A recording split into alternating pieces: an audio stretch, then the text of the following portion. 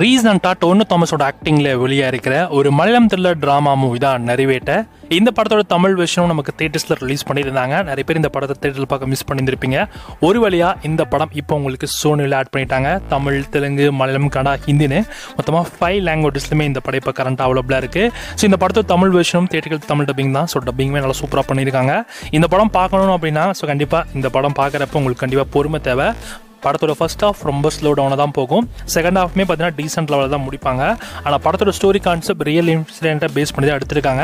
2003 வயநாட்டில் இருக்கிற ஒரு பகுதியில் அந்த ட்ரைபல் பீப்புளாக இருப்பாங்க இல்லையா, ஸோ அந்த மலைவாழ் மக்கள் ஸோ காலங்காலமாக அங்கே தான் இருந்துட்டு இருப்பாங்க. பட் ஆனால் அவங்களுக்கு வந்து ஒரு பிரச்சனை ஒன்று வரும். அந்த பிரச்சனையால் ஒரு பெரிய கலருமே வெடிக்கும்.